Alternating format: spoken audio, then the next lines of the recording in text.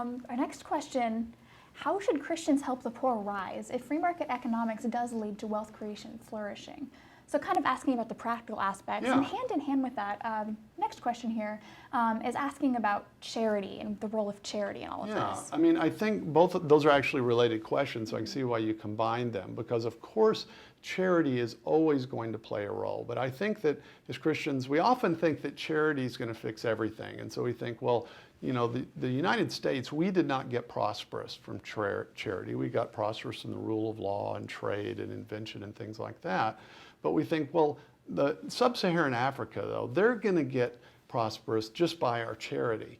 And I think that's kind of a misguided understanding of how the world works. The world that God has created, the primary way in which entire cultures are lifted out of poverty is economic freedom. And in fact, you need economic freedom for prosperity, and you can't even really have charity until you have prosperity.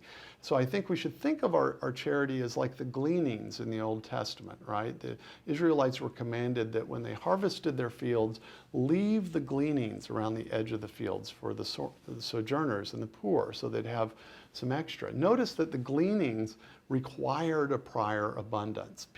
All of Israel was not fed from the gleanings. In the same way, our charity is going to be the result of prior abundance. And so we have to both look at effective means of charity, but if we want to know how do we raise entire cultures out of poverty, the only way we're going to do that is by developing the cultural mores and institutions that allow for economic freedom. That's just the only way we know up the path.